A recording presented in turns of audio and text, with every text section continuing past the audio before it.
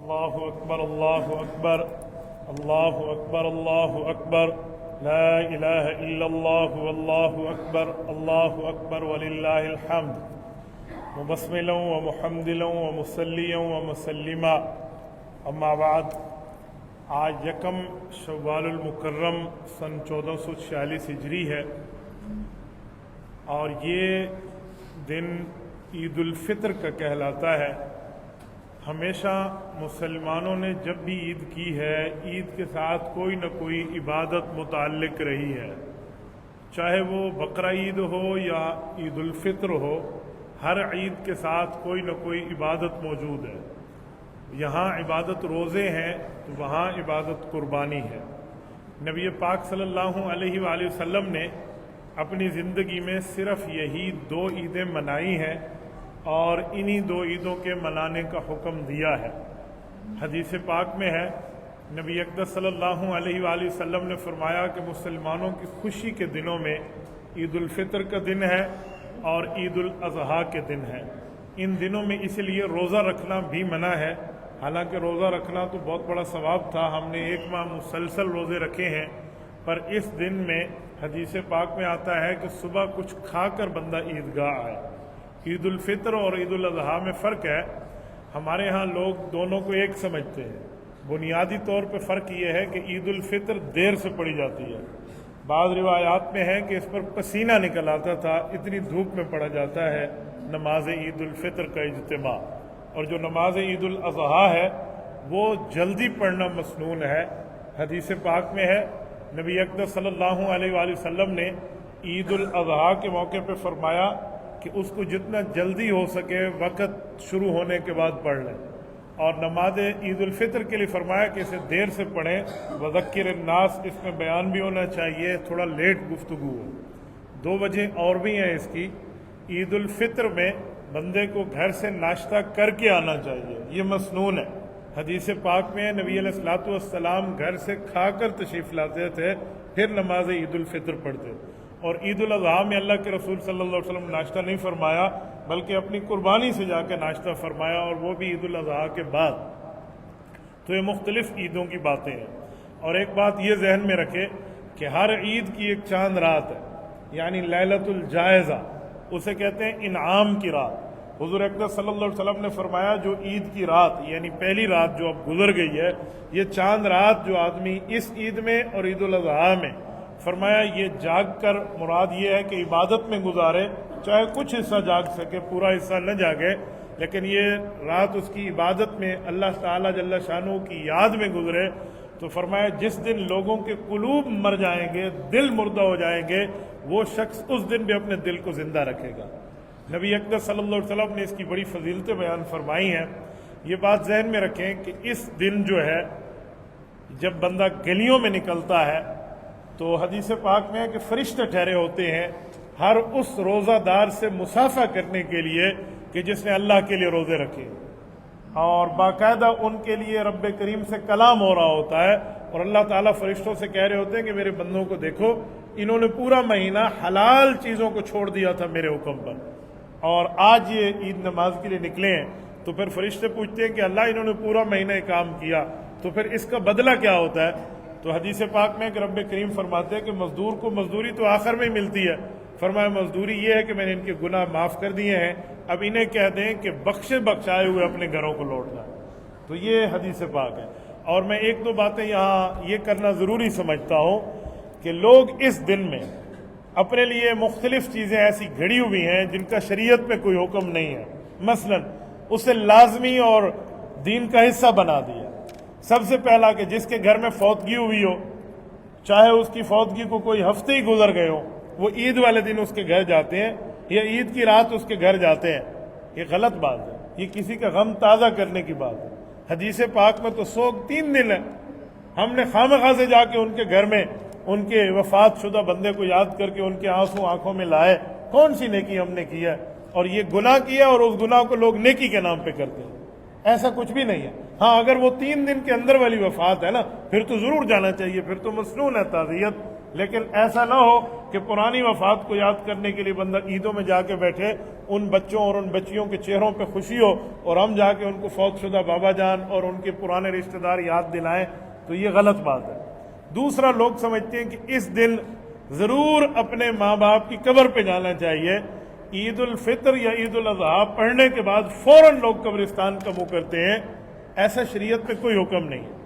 یہ دن خوشی کا تھا تو آپ نے خوشی منانی تھی، آپ قبرستان جا کے بیٹھ گئے۔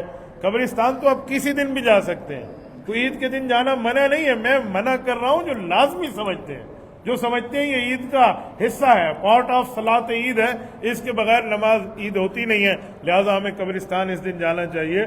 بھائی قبرستان تو کسی دن بھی بندہ جا سکتا ہے۔ اچھا کوئی نہیں جائے تو لوگ اسے بری نظروں سے دیکھتے ہیں، آپ تو قبرستان بھی نہیں گئے، تم اپنے اماں ابا کو بھول گئے، چاہے وہ بیچارہ پورے ہفتے جاتا ہو، اس کو عید والے دن یہ تانے ملتے ہیں، تو لوگ اس تانوں سے بچنے کے لیے کہتے ہیں جی ایسا تھا قبرستان میں دیتا۔ تو لوگوں کی وجہ سے آپ یہ کام نہ کریں، اللہ کے لیے کریں۔ ہاں، ہر جمعے کو قبرستان ماں باپ کی قبر پہ جانا مسنون ہے، بلکہ حدیث پاک میں نبی علیہ السلام نے فرمایا من زار قبر ابویہ او احدہما فی کل جمعۃ غفر لہ ما تقدم من ذنبہ وکتبت برا، فرمایا جس نے اپنے ماں باپ یا ان میں سے کسی ایک کی قبر کی زیارت کے لیے ہر جمعے کو سفر کیا تو اللہ جل شانہ اس آدمی کو 2 انعام دیں گے، مغفرت بھی دیں گے اور اس کو جہنم سے آزاد کردہ شخص بھی لکھ دیں گے۔ گویا جہنم کے رجسٹر سے اس بندے کا نام ڈیلیٹ ہو جائے گا۔ لیکن یہ ہر جمعے کی فضیلت ہے، اس کو ہر عید کے دن میں اپنے ساتھ نتھی نہ کریں، اس کو ہر عید کے دن میں اپنے ساتھ معاملات نہ رکھیں۔ اور اس سے اگلی بات، عید کی مبارک دینا مسنون ہے۔ اللہ آپ کو مبارک فرمائے، اللہ جل شانہ آپ کو خوشیاں عطا فرمائے، روزے اللہ آپ کے قبول فرمائے۔ یہ ہمارے والوں نے چاند کی مبارک، چاند رات کی مبارک، تراویح کی مبارک، وتر کی مبارک، یہ کوئی شریعت کا جز نہیں ہے، یہ دوسرے کو چھیڑنے والی بات ہے۔ اگلا بندہ کہے گا پتہ نہیں کتنی مبارکیں دینے ہیں، پھر ایسی مبارک دینے جو منگل کی مبارک، بدھ کی مبارک، جمعرات کی مبارک، پھر پوری لین دین ساتھ لگا لیں، تو یہ کوئی شریعت کا جز نہیں ہے۔ اس کے ساتھ جو گلے ملنا ہے ملیں، اچھی بات ہے، کوئی بندہ آپ سے گلے ملتے ہو تو ملیں، نہیں تو آپ یہ نہ سمجھیں کہ اس نے عید کے حکم کی نافرمانی کی ہے، اس کے اوپر لازم تھا گلے ملنا، گلا نہیں ملا تو لہٰذا اس نے ناجائز کام کیا ہے۔ مبارک زبان سے دینا مسنون ہے، گلے ملنا مسنون نہیں ہے۔ کوئی ملے تو بھی ٹھیک ہے، نہ ملے تو بھی ٹھیک ہے، اس کو لازمی جز نہ سمجھے شریعت کا، اس کو دین کا حصہ نہ سمجھے۔ ویسے کوئی ملنا چاہے دن میں 10 بار ملے، نو ایشو، لیکن اس کو دین کا حصہ سمجھا جاتا ہے۔ یاد رکھیں بدعت اس چیز کا نام ہے جو دین نہ ہو اور اسے دین سمجھ لو، جو شریعت میں نہ ہو اسے شریعت کا حصہ سمجھ لو، اسے بدعت کہتے ہیں، کیونکہ پھر وہ کام نہ نبی نے کیا ہے، نہ صحابہ نے کیا ہے، نہ اس کو لازمی دین میں فرمایا گیا ہے، اور ہم اس کو لازمی سمجھ لیں گے تو ہم نیکی کے بجائے گناہ کر رہے ہیں۔ تو اس لیے ایسا نہیں ہونا چاہیے۔ نبی پاک صلی اللہ علیہ وسلم نے فرمایا، حضرت ام عائشہ رضی اللہ عنہ کی روایت ہے، فرمایا من احدث فی امرنا ھذا ما لیس منہ فہو رد، فرمایا دین میں کسی نے نیا کام نکال دیا اور دین کی بنیاد پہ اس کو آگے پھیلانا شروع کر دیا، حضور علیہ الصلوۃ والسلام نے فرمایا میں اپنی نبوت کی اتھارٹی کی بل بوتے پہ کہہ رہا ہوں کہ میں اس چیز کو مردود قرار دے رہا ہوں۔ یعنی شریعت میں ایسا جز خود بخود نکال کے اس کو لازمی سمجھ لینا، اس کو دین سمجھ لینا، فرمایا جس کا حکم اللہ رسول نے نہیں بتایا تو وہ مردود ہے۔ تو اسی لیے شریعت کی بات نہ ہو، رواج کی بات ہے۔ ہمارے یہاں گلے ملنا تو ہم ملیں گے، کوئی حرام نہیں ہے، لیکن اس کو دین کا جز سمجھنا، لازمی جز سمجھنا، شریعت میں دین کے حکم میں سمجھنا، یہ جائز نہیں ہے۔ اور اس پر آخری بات کہ عید کے دن خوشی کا ہے تو یہاں خوش ہونا یہ مسنون ہے۔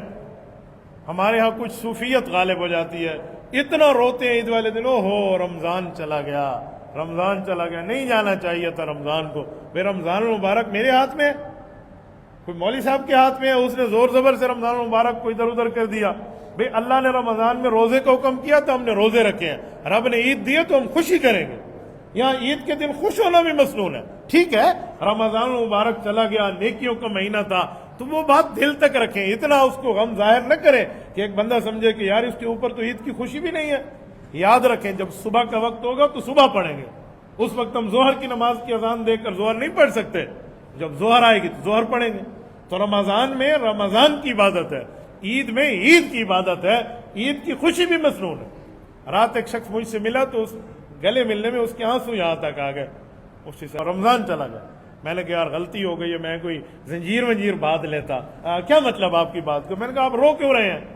کہتے ہیں حدیث پاک میں نبی علیہ الصلوۃ والسلام نے رمضان کے جانے پر اظہار افسوس کیا۔ میں نے کہا صحابہ کے سامنے یا مصلی پہ بیٹھ کے اللہ کے سامنے؟ تو جو کام اللہ کے سامنے کرنے کا تو ہمارے سامنے کر رہا ہے، چوک میں کر رہا ہے۔ تو جو مسئلہ تنہائی کا ہے، اللہ کے سامنے دعا مانگنے کا ہے، اس کو لوگوں کے سامنے نہیں کرو، پھر اس بندوں کو مسئلہ سمجھ آئے۔ ورنہ وہ تو رونے کو بھی دین کا حصہ سمجھ رہا تھا کہ رمضان مبارک کے جانے پہ بندہ روئے۔ تو ایسے چیزوں کو شریعت کا حصہ نہ بنائے۔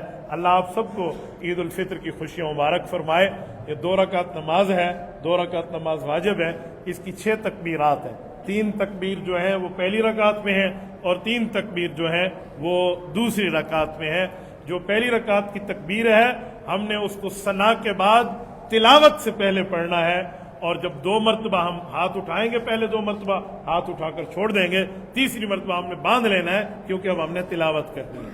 اور اسی طرح جو دوسری رکعت میں ہے وہ تلاوت کے بعد ہے، رکوع جانے سے پہلے ہے، وہاں 3 دفعہ اللہ اکبر ہے، ہر دفعہ اللہ اکبر کر کے ہاتھ چھوڑ دینا ہے، اور چوتھی مرتبہ اللہ اکبر پہ ہم نے رکوع میں جانا ہے۔ یہ ہے نماز عید۔